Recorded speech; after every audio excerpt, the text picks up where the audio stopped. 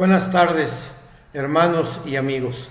La Iglesia Bautista Príncipe de Paz de Morelia, Michoacán, México, les da la más cordial bienvenida a su estudio bíblico. Vamos a comenzar, vamos a orar a nuestro Dios. Padre nuestro que estás en los cielos, gracias te damos.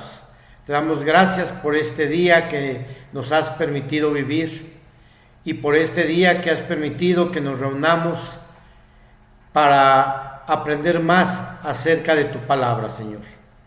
Bendice a quien va a guiar el estudio, bendice a nuestro hermano David Montemayor que lo ha preparado y a todo su equipo que le ha estado ayudando, Señor. Está con ellos y abre nuestras mentes, abre nuestros corazones para que seamos receptivos a tu palabra y a tu enseñanza. En el nombre de Cristo Jesús. Amén.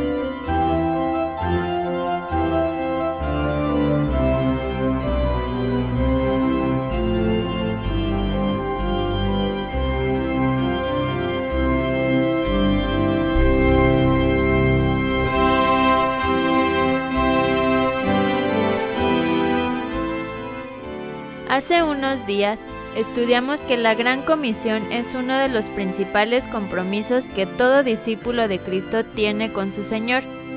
Dijimos que la Gran Comisión no es exclusiva de pastores, misioneros o evangelistas, sino que toda persona que ha aceptado a Cristo como su único, suficiente y personal Salvador tiene la obligación de cumplirla.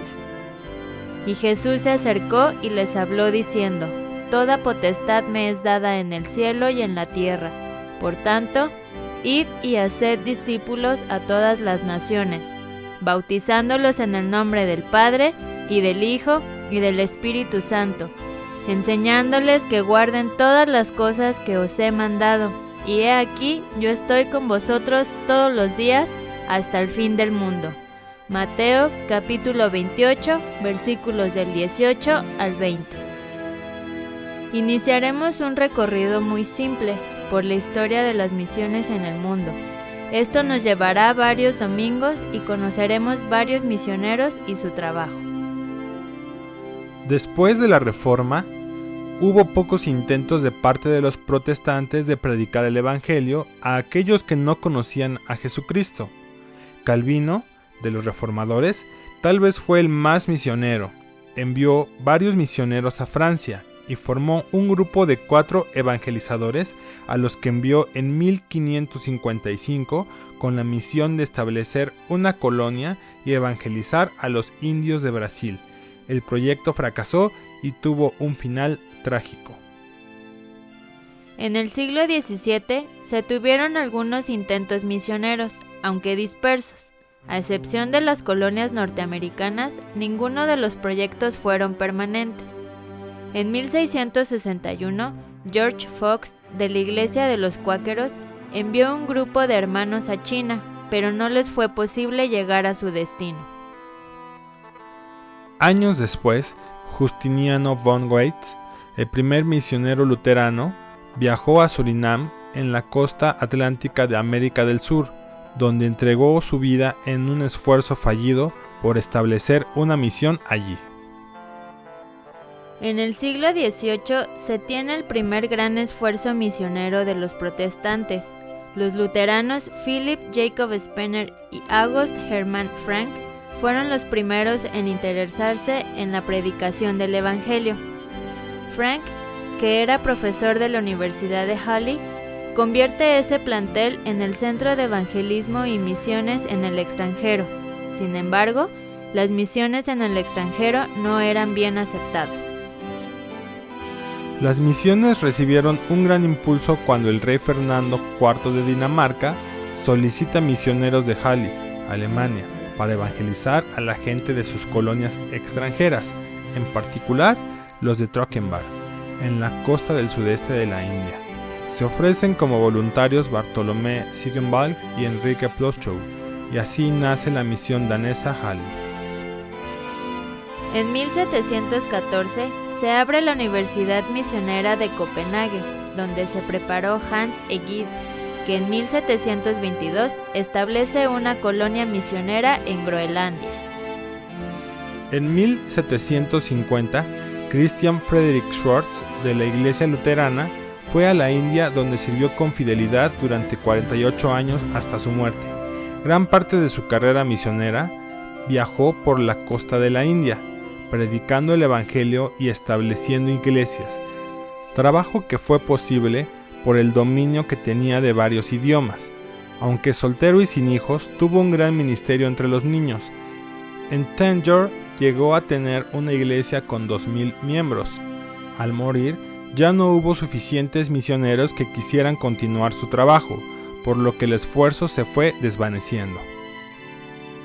Los hermanos moravos en Checoslovaquia, animados por el conde Nicolás Luis von Zinzendorf, toman con entusiasmo la Gran Comisión. estableciendo obra misionera en Islas Vírgenes en 1732, Groenlandia en 1733, América del Norte en 1734, Laponia y América del Sur en 1735, África del Sur en 1736 y Labrador en 1771. En su entusiasmo por cumplir la Gran Comisión, lograron tener un misionero por cada 60 laicos. Como esta iglesia estaba formada principalmente por artesanos, se esperaba que sus misioneros tuvieran sostenimiento propio. Para esta iglesia, las contribuciones voluntarias eran inadecuadas para el financiamiento de la tarea del evangelismo mundial. La única alternativa era que los cristianos fueran misioneros durante el ejercicio de su vocación.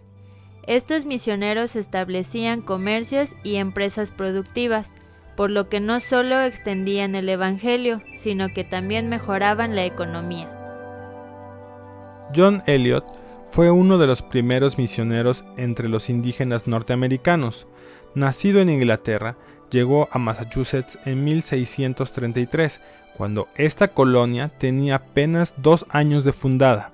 Después de pasar un año en Boston, acepta pastorear la iglesia de Roxbury, que se encontraba a 3 kilómetros de Boston. Ahí se casó con Hannah Mumford. En 1644, a la edad de 40 años, inicia su esfuerzo misionero entre los indígenas, predicando su primer sermón entre ellos en 1646. Fundó una comunidad en Natick, donde vivían solamente indígenas cristianos. Para 1671, ya había fundado 14 pueblos que él llamaba de oración, con una población de más de 100,000 indígenas que se habían convertido a Cristo. Inició en 1649 la traducción de la Biblia al idioma de los indígenas, logrando en 1661 tener traducido el Nuevo Testamento. 2 años después, logró traducir el Antiguo Testamento. El trabajo misionero de Eliot fue fuertemente afectado por la guerra entre los ingleses y los indios. Murió en 1690, a la edad de 85 años. La familia Mayhew realizó un importante trabajo de evangelización entre los indios de Norteamérica.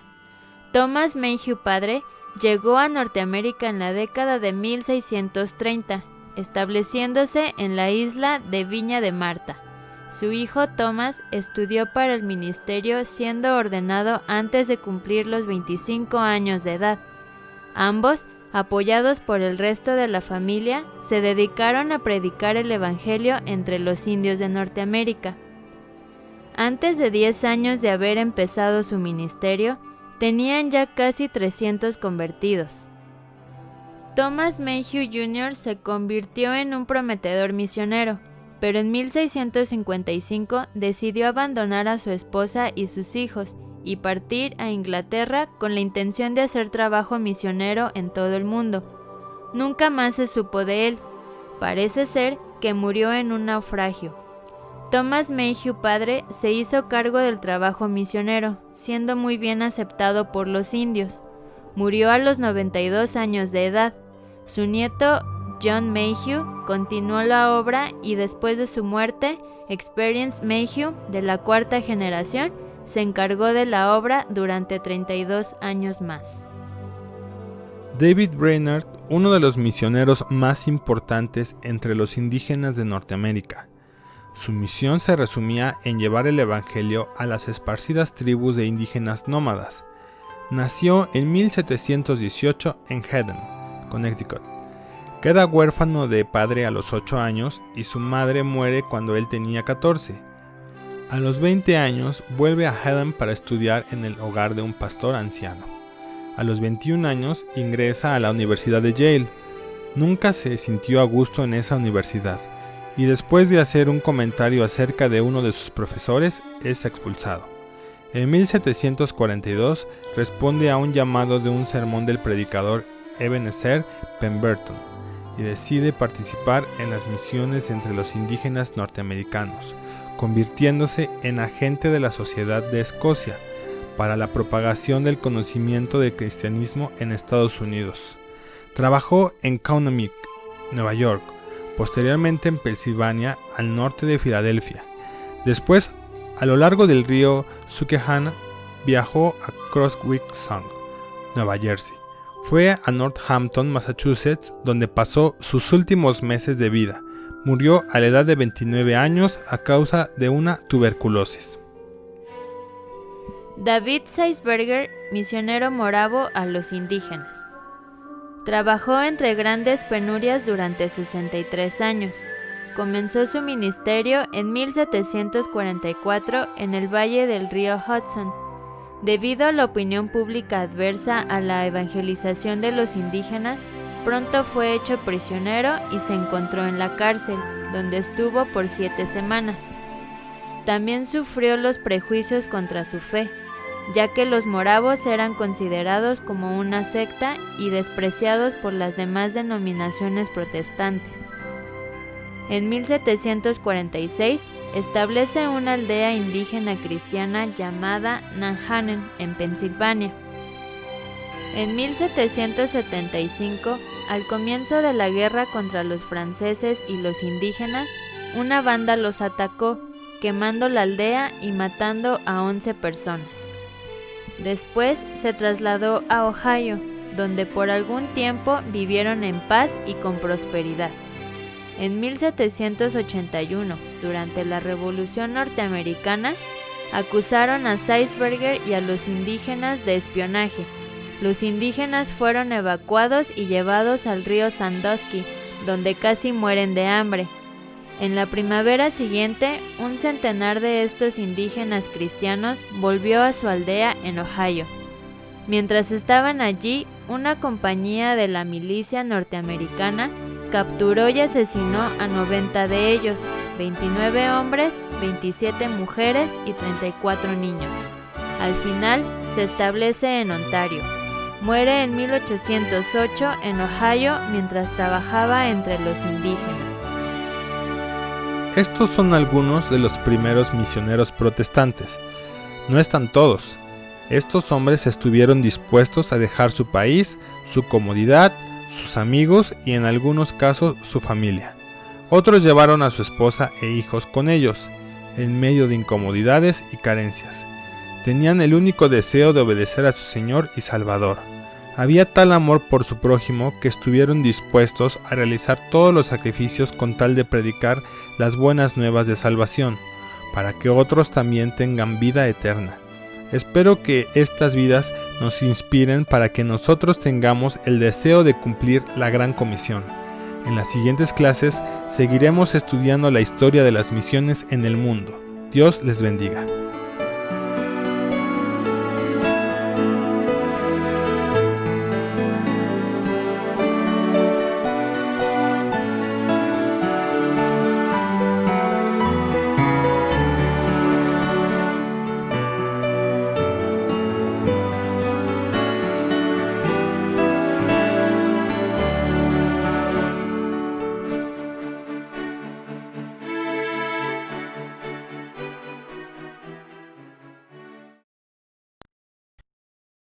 Damos gracias a este hermoso que nos envió a través de nuestro hermano David Montemayor Vega. Y bueno, vamos a dar comienzo a nuestro servicio de adoración. Vamos a orar ahí en nuestros hogares en silencio para prepararnos para escuchar y recibir la palabra que Dios nos ha enviado a través de nuestro pastor Daniel Hurtado Villaseñor. Oremos en silencio.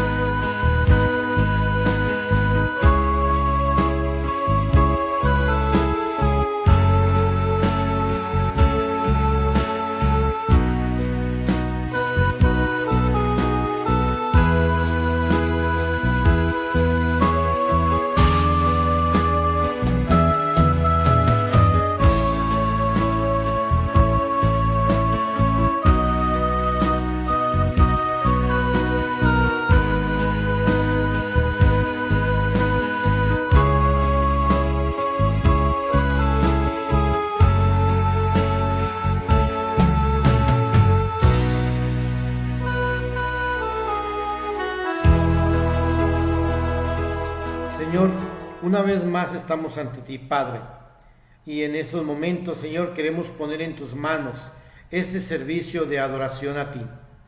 Gracias por permitirnos estar este día adorándote. Gracias por permitirnos, Señor, estar unidos en un mismo espíritu como iglesia para alabar tu nombre. En tus manos pongo al grupo de alabanza, en tus manos pongo a nuestro pastor Daniel Hurtado Villaseñor, y Padre, que todas las enseñanzas que tengamos este día las podamos llevar a la práctica en nuestra vida diaria. Haznos receptivos a tu palabra, en el nombre de Cristo Jesús. Amén.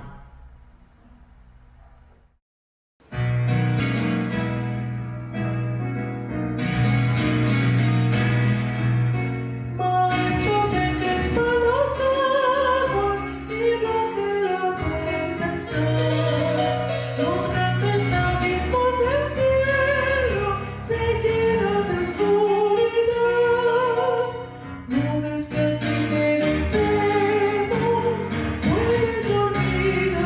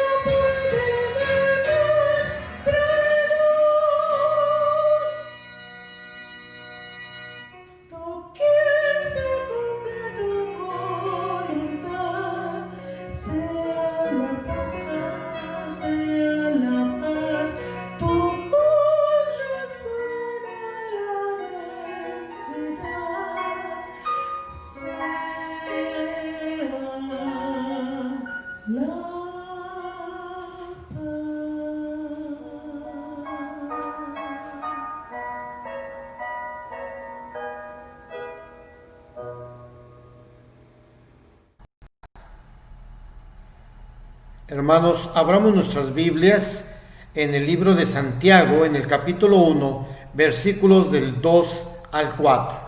Libro de Santiago, capítulo 1, versículos del 2 al 4. Dice así la palabra de nuestro Dios. Hermanos míos, tened por sumo gozo cuando os halléis en diversas pruebas, sabiendo que la prueba de vuestra fe produce paciencia. Mas tenga la paciencia su obra completa, para que seáis perfectos y cabales, sin que os falte cosa alguna.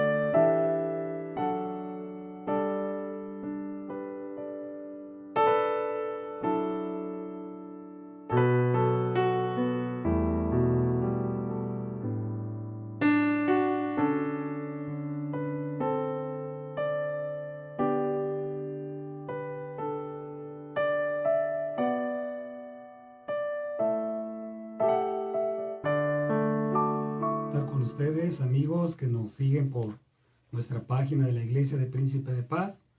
Una bendición poder compartir con ustedes de la palabra de Dios en nuestro culto de adoración, donde pudimos disfrutar de la escuela dominical. Gracias al hermano David Montemayor y al equipo que siempre le ayuda, a nuestro hermano Eduardo por hacer posible también nuestro servicio. Somos un equipo. Los hermanos de la alabanza, gracias Pau, que están ensayando nuevos cantos con los jóvenes. Un gozo poder hacer equipo como iglesia y sobre todo tener en nuestro corazón que el único propósito es bendecir el nombre de Dios.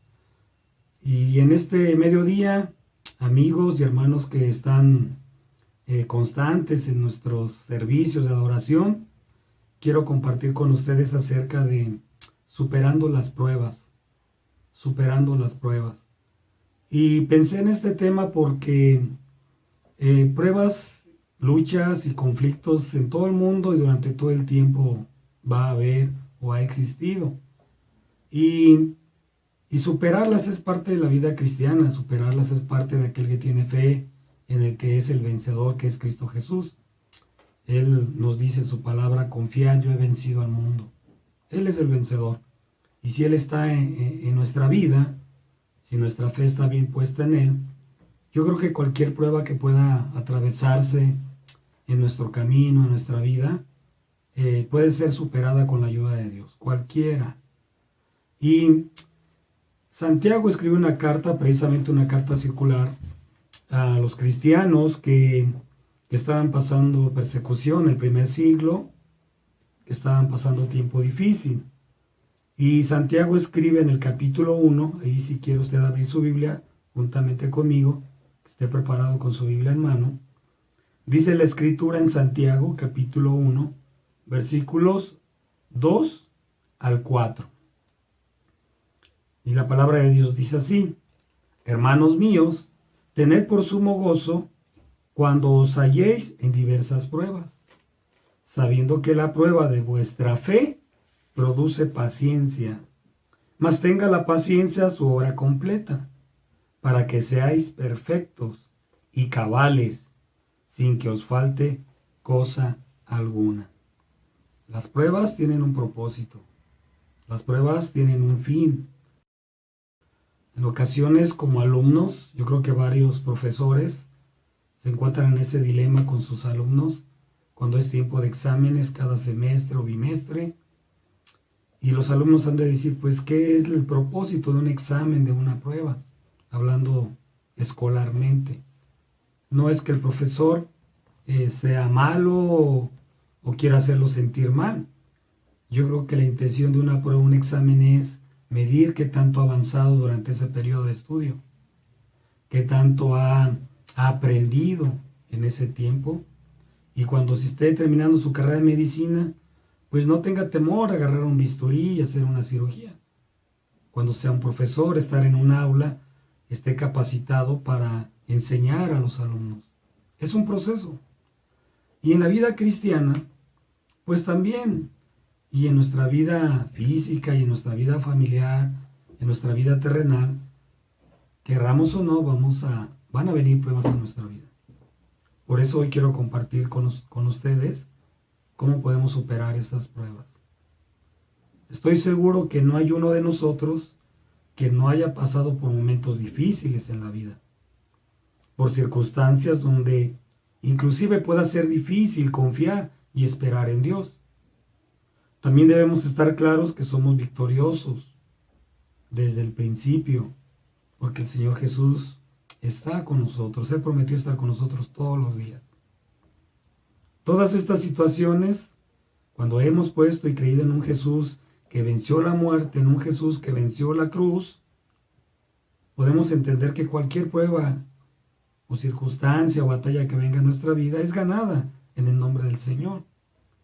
Porque en la Biblia encontramos promesas de Dios que Él peleará por nosotros, que Él está a nuestro lado cada día.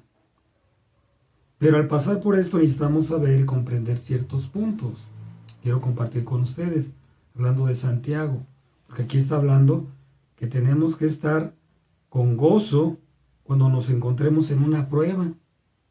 Como que cuesta un poco de trabajo comprender esto, pero cuando yo reconozco que es una prueba, la Biblia enseña que las pruebas son como el termómetro con el que se mide la temperatura. En el caso espiritual del creyente es la medida de nuestra calidad de fe. Cuando dice aquí que enfrentamos la prueba con gozo, con paciencia, con esperanza, es el termómetro de hasta dónde está nuestro nivel de fe, de saber que las promesas de Dios son fieles, que Él está con nosotros. El mismo apóstol Pedro, en el capítulo 1, versículo 7, dice: para que sometida a prueba vuestra fe, aunque se prueba con fuego, sea hallada en alabanza, gloria y honra cuando sea manifestado Jesucristo. Ese es el termómetro donde vamos a revisar nuestra fe, donde hemos avanzado en paciencia, en amor, en mansedumbre, y solo por medio de las pruebas crecemos espiritualmente. Y obviamente esto es lo que desea el Señor de nosotros. Como les decía en un principio, cuando el profesor aplica un examen o una prueba a sus alumnos, es que ellos avancen, que crezcan, que sigan adelante. También en nuestra vida podrán venir en la familia conflictos, físicamente enfermedades, en la economía. En este mundo va a haber todo este tipo de situaciones. ¿Qué me dicen en lo espiritual, hermanos? Muchos nos hemos encontrado, conocemos creyentes que se han desanimado, que expresan tener poca fe, que tienen angustia. Pero cuando nosotros entendemos que la batalla está ganada, siempre y cuando sigamos al capitán de la batalla, que es Cristo.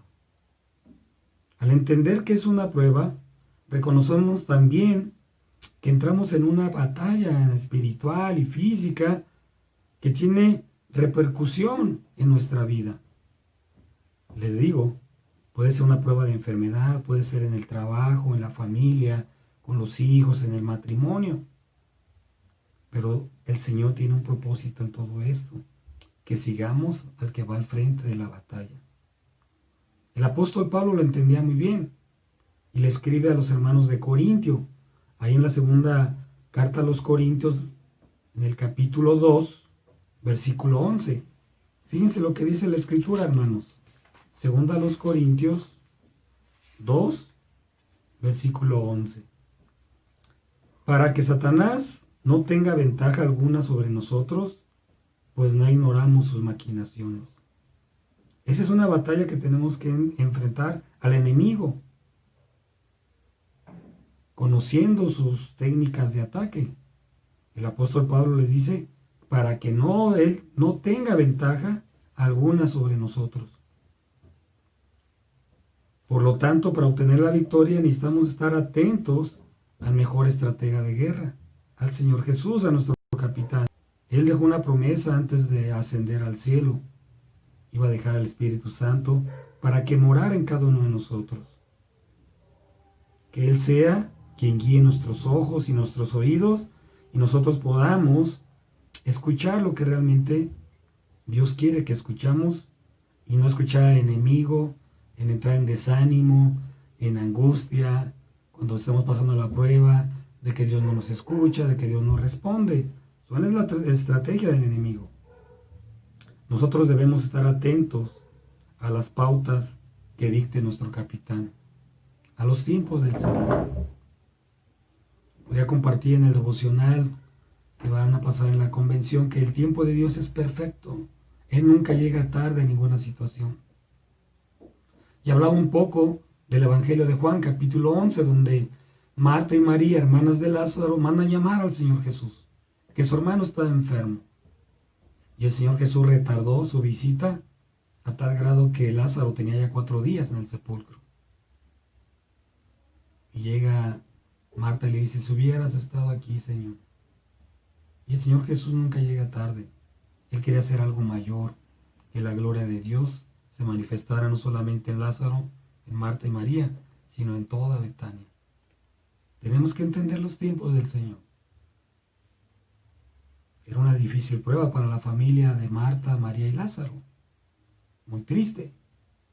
Pero el Señor Jesús tiene sus tiempos. Dios tiene sus pautas en cada prueba y en cada circunstancia.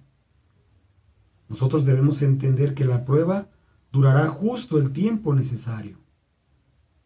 A veces tenemos una imagen de un Dios castigador o que es lento y que las pruebas duran mucho. Y yo sé que a veces pareciera hasta un poco tortuoso esperar, pero está muy lejos de lo que en realidad Dios está haciendo. Las pruebas llegan a nuestra vida para nuestra madurez, para un crecimiento. Y si a nuestra vida llega una prueba es porque Dios quiere. Y va a pasar, y va a durar justo lo necesario para que lleguemos a donde Dios nos quiere llevar. Hasta donde Dios quiere que alcancemos a ver la grandeza del Señor. También hay que comprender que algunas veces las pruebas son largas, simplemente porque aún no la apruebo, porque aún no supero ese examen. Hablando secularmente en la escuela, si uno le da un extraordinario y no sé cuántos más puedan dar oportunidades. Y se alarga, ¿verdad?, el tiempo de recibir la aprobación. Así es en la vida espiritual. Hay que examinarnos y verificar qué tan atentos estamos a lo que Dios quiere enseñarnos. Es muy importante no empezar a pensar que el Señor está retardando su promesa o su bendición o su ayuda.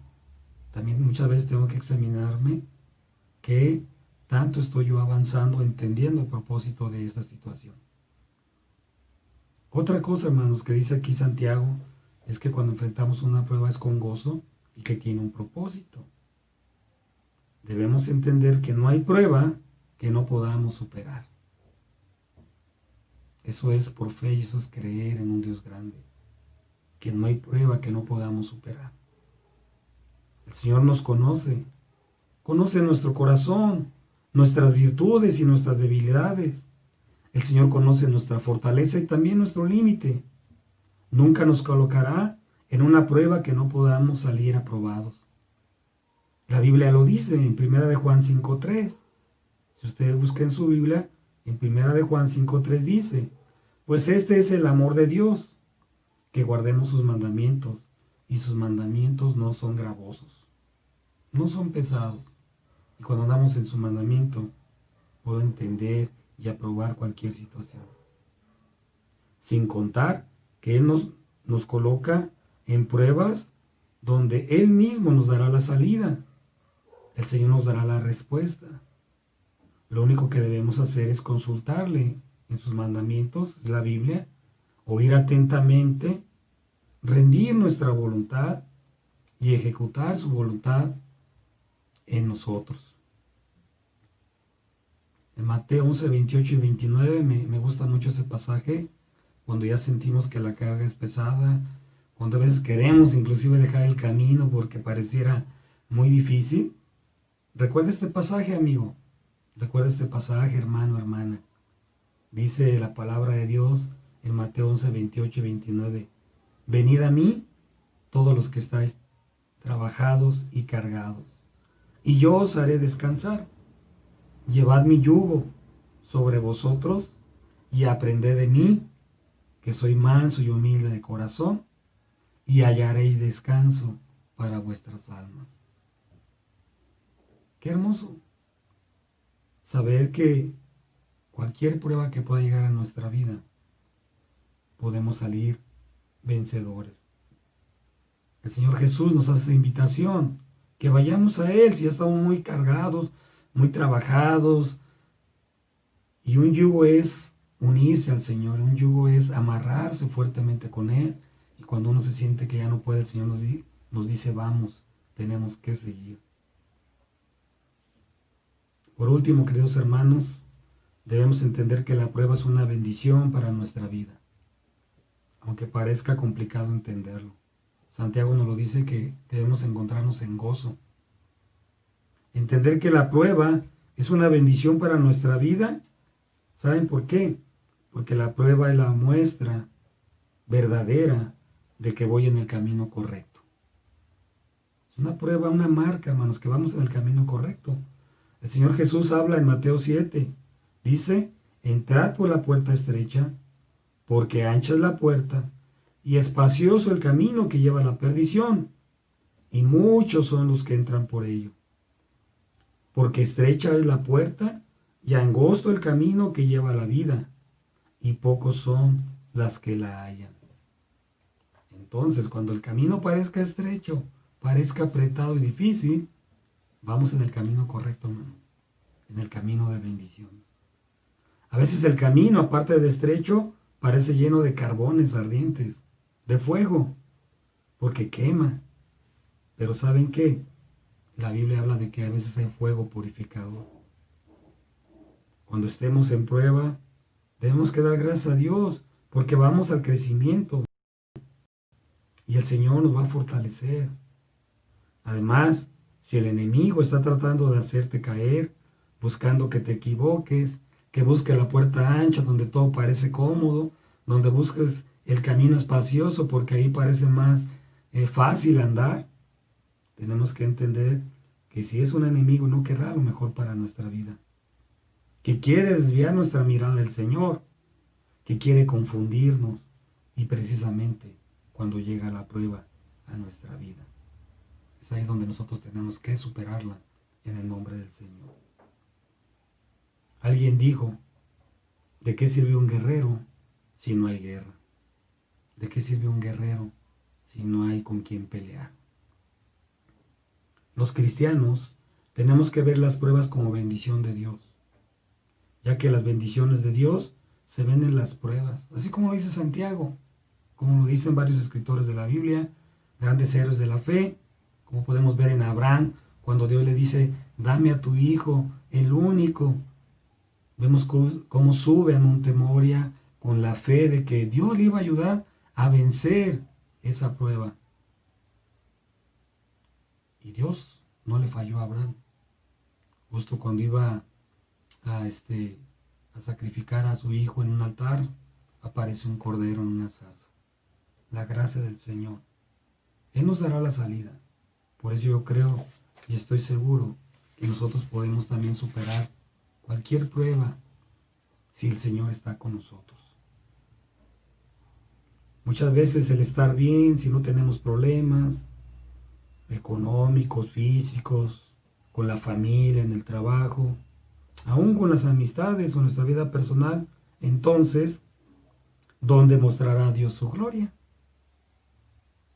Si todo está bien, si no hay dificultades, ¿dónde va a mostrar el Señor su poder?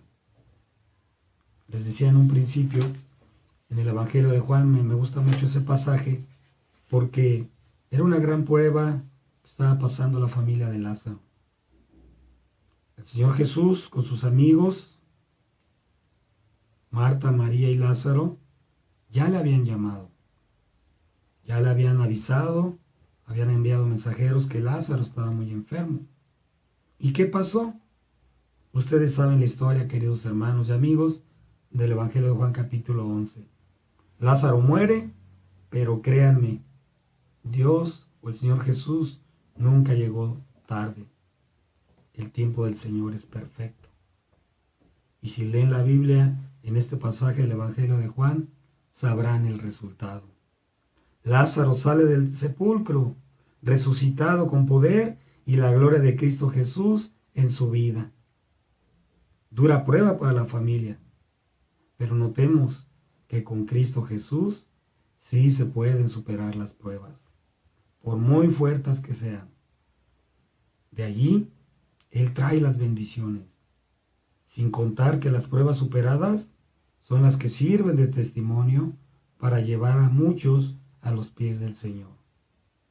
Personas que están viviendo lo que nosotros ya hemos pasado, lo que nosotros ya hemos vencido, ahora el Señor quiere que nosotros seamos ese instrumento para ayudar y bendecir a otros.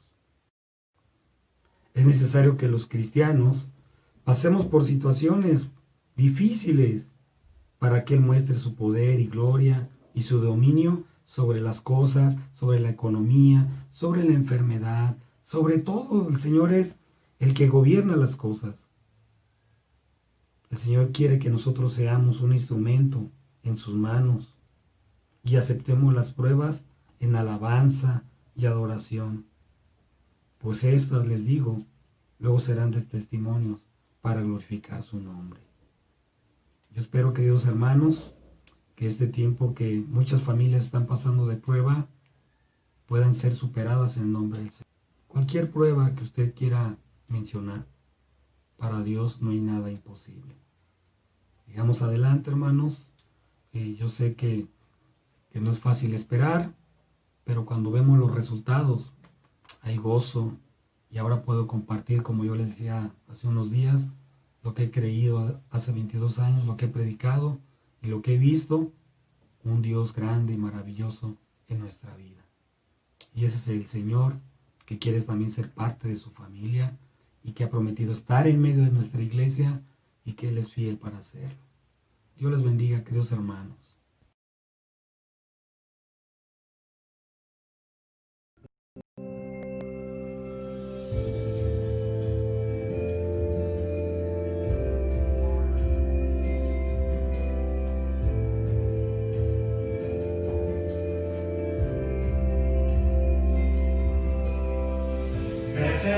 Cuando paso por el fuego, abres caminos donde no lo hay. A recordar lo que has hecho en mí, lo que un día fui, lo que recorrí. Sé que a mi lado siempre estás, uno más entre las llamas. Estuvo junto a mí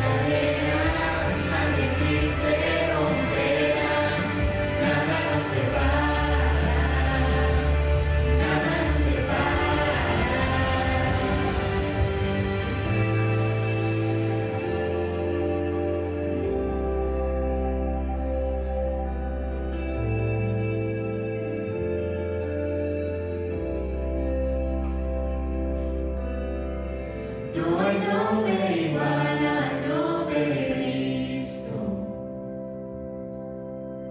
el que fue, el que es y por siempre será. Aunque no sepa lo que vendrá, sé que tu verdad nunca fallará. Yo sé que a mi lado siempre estás. Yo sé que a mi lado siempre estás. Habrá uno más sobre las llamas, que va a estar junto a mí. Habrá uno más sobre las aguas, que puede mar abrir. En mi interior no queden dudas de tu fidelidad. Me alegraré en las batallas, porque conmigo ahí estarás. Tu luz vencerá las tinieblas, la tristeza tendría. Unirá tu voz desde el cielo y los muros caerán. Rayos libertad, las cadenas ante ti se romperán. Nada nos separará, nada nos separará. Más entre las llamas, que va a estar junto a mí. Habrá uno más sobre las aguas, que puede el mar abrir. En mi interior no queden dudas de tu fidelidad. Me alegraré en las batallas, porque conmigo ahí estarás. Me alegraré en las batallas, porque conmigo ahí estarás. Me alegraré en las batallas, porque conmigo ahí estarás. Me alegraré en las batallas, porque conmigo ahí estarás. Me alegraré en las batallas, porque conmigo ahí estarás.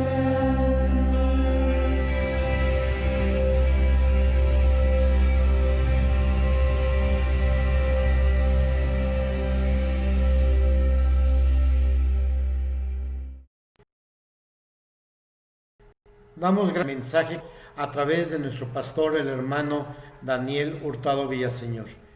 Esperamos que haya quedado guardado en nuestros corazones y sobre todo que lo llevemos a la práctica en nuestra vida diaria. Vamos a dar por terminado ya nuestro servicio de adoración, no sin antes invitarles para que el próximo jueves, 7 de la noche, nos acompañen en el servicio de oración. Próximo jueves a las 7 de la noche en el servicio de oración. Vamos a terminar nuestro servicio de adoración orando al Señor. Acompáñenme ahí en sus hogares. Padre, gracias te damos nuevamente. Estamos muy agradecidos contigo por la palabra que nos enviaste en este día. Gracias, Padre, porque te manifestaste de una manera grandiosa con nosotros durante este servicio. Te pido, Padre, que te quedes con nosotros, quédate en cada uno de los hogares de los que estuvieron presentes en este servicio. Bendice a aquellos que por algún motivo no pudieron estar. Tú conoces esos motivos, está con ellos también y bendíceles. Te pido una bendición especial por todos nuestros hermanos y amigos que se encuentran enfermos, Señor, en estos momentos, que están pasando por esta enfermedad del COVID, Padre. Está con ellos, bendíceles, fortaléceles a ellos y a sus familias. Y ahora, Padre, te pido que sigas con nosotros, como es tu promesa. En el nombre de Cristo Jesús. Amén.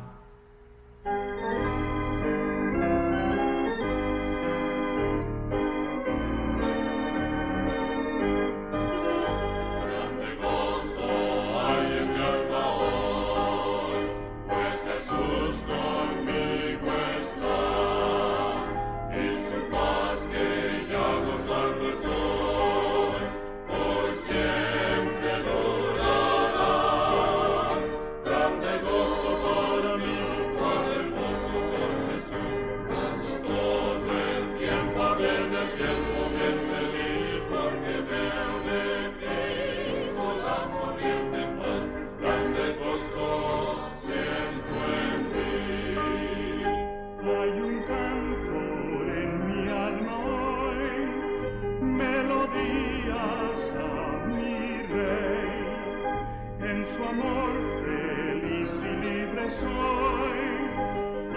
salvo por la fe. Grande gozo, cuán hermoso, paso todo el tiempo bien feliz, porque veo de Cristo la sonriente paz. Grande gozo, siempre